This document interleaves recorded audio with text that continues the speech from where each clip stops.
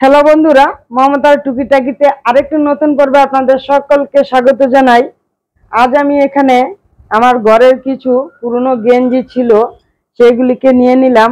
এই যে দেখুন, এটা একটা লেগিংস প্যান্ট ছিল। এই যে আমি কেটে এটাকে করে রেখেছি, মানে সব দিকে কেটে বাড়তি কাপড়গুলি বাদ দিয়ে দিয়েছি। এই যে দেখুন, ছিঁড়ে গেছে। এরকম ছিঁড়া ফাটা গেঞ্জি বা লেগিংস প্যান্ট এগুলি আমি ফেলি না, এগুলি আমি রেখে দেই যত্ন করে। এগুলিকে দিয়ে আবার নতুন করে একটা কিছু ব্যবহার করার জন্য, তো এইগুলি দিয়ে আজকে সুন্দর একটি পাপোশ তৈরি করব। তো চলুন পাপোশটা কিভাবে তৈরি করছি দেখে নেওয়া যাক। এই যে দেখুন, এখানে আমি গেঞ্জিগুলিকে এভাবে লম্বা করে কেটে নিয়েছি, মানে 2 ইঞ্চি চওড়া করে কেটে নিয়েছি। এই যে চওড়াটা এটা 2 ইঞ্চি আছে, আর এটা যেহেতু গোল ছিল গেঞ্জিটা, তাই এটাকে এখন আমি কেটে দিলাম, কেটে দিয়ে লম্বা করে দিলাম। তারপরে এইভাবে হালকা করে টেনে টেনে ধরবো, তাহলে জিনিসটা একটু সরু হয়ে যাবে। গেঞ্জির কাপড় তো এমনই হয়, যখনই আমরা টেনে ধরি তখন কিন্তু এটা বেড়ে যায়। তো এরকম ভাবে আমি রেডি করে নিব। এবার এখানে আমি 2 ইঞ্চি চওড়া করে কেটেছি, আপনারা চাইলে আরো বেশি মোটাও করে নিতে পারেন বা সরুও করে নিতে পারেন।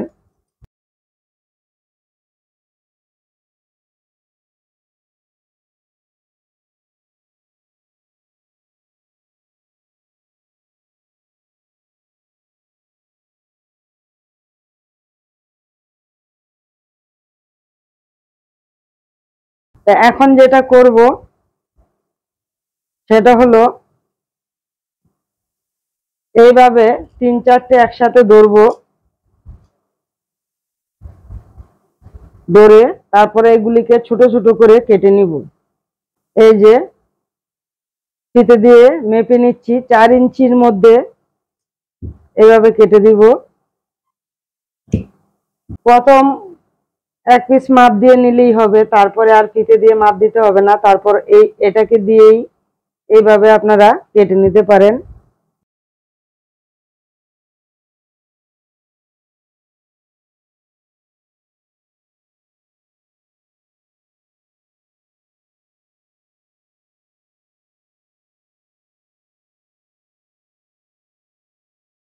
এই যে এখানে আমি এক পিস গেঞ্জি কেটে রেডি করে নিলাম। তো ঠিক এরকম ভাবে এখানের সমস্ত গেঞ্জিগুলিকে আমি কেটে নিব। এই যে এখানে সমস্ত গেঞ্জিগুলি দিয়ে আমি কেটে রেডি করে নিলাম। এখন এগুলি দিয়ে পাপোশটা তৈরি করব। আর পাপোশটা তৈরি করার জন্য লাগবে এখানে আমার এরকম একটা কাপড়, গোল শেপ করে আমি এই কাপড়টা কাটিং করে নিলাম। আর এর ভিতরে 3-4টে কাপড় আছে, মানে একটু মোটা করে নিয়েছি। তারপরে চারপাশে একটা পাইপিং বসিয়ে ফিনিশিং দিয়ে নিয়েছি। এখন এর উপরেই পাপোশটা আমি তৈরি করব। প্রথমে এই কালারের কাপড়টাকে আমি এর মধ্যে সেট করব। কিভাবে করছি সেটাই আমি দেখাচ্ছি। এই যে এরকম করে পরপর বসাবো এইভাবে। এই উপরের অংশটাকে সমান রাখবো, এদিকটায় খেয়াল রাখবো, এদিকে ছোট বড় হলে কোনো অসুবিধা নেই। শুধু উপরের দিকটাকে সমান রাখতে হবে, এদিকটা।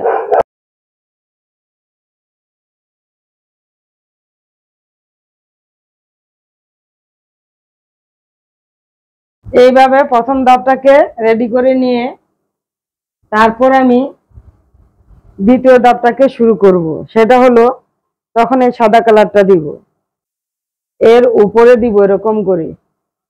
এটারও এক সেম নিয়ম, মানে আমি এই নিচের অংশটা ছোট বড় আমি সেটা দেখবো না, এই উপরে যেন ছোট বড় না থাকে সেটা আমি খেয়াল রাখবো।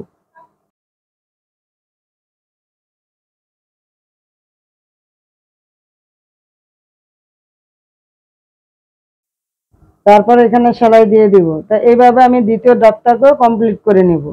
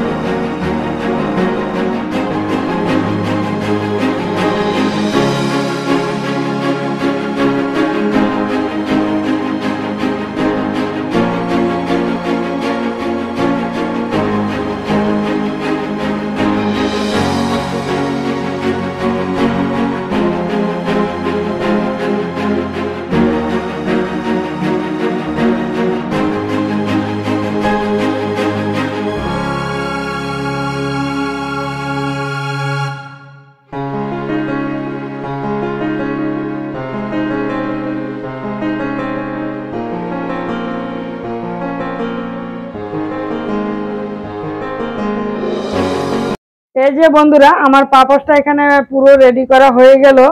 আপনারা তো দেখতেই পেলেন আমি যখন এগুলি জয়েন করেছি কিভাবে করেছি। পরপর একটা, দুটো, তিনটে, চারটে ধাপে কমপ্লিট হয়ে গেল। আর মাঝের অংশে আমি কিছু কাপড় দিয়ে এখানটায় তারপরে একটা গুল কাপড় কেটে বসিয়ে দিয়েছি। আর পাপোশটা কিন্তু বেশ অনেকটাই বড় হয়েছে। এই ধরনের পাপড় যদি আমরা ঘরের মেঝের সামনে রেখে দেই, মানে খাটের সামনে রেখে দেই, তাহলে কিন্তু খুবই সুন্দর লাগবে। আর যেহেতু কাপড়টা গেঞ্জির কাপড়, তো এই কাপড়টা দিয়ে কিন্তু পা মুছে কিন্তু আমাদের বেশ আরামেই লাগবে।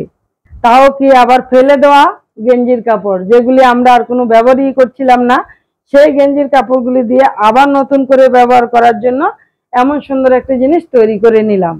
তো আশা করি আপনাদেরও সবার ভালো লেগেছে। আর যদি ভালো লেগে থাকে তাহলে অবশ্যই একটি কমেন্ট করবেন আর সকলের সাথে শেয়ার করবেন। আর এরকম ধরনের আরো নিত্য নতুন ভিডিও পেতে হলে আমার চ্যানেলটিকে সাবস্ক্রাইব করবেন, পাশে থাকা বেল আইকনটাকে অন করে দিবেন। আজকের মতো এখানেই বিদায় নিচ্ছি। আবার খুব তাড়াতাড়ি আরেকটি নতুন ভিডিও নিয়ে চলে আসবো। ততক্ষণের জন্য আপনারা সকলে সুস্থ থাকবেন, ভালো থাকবেন।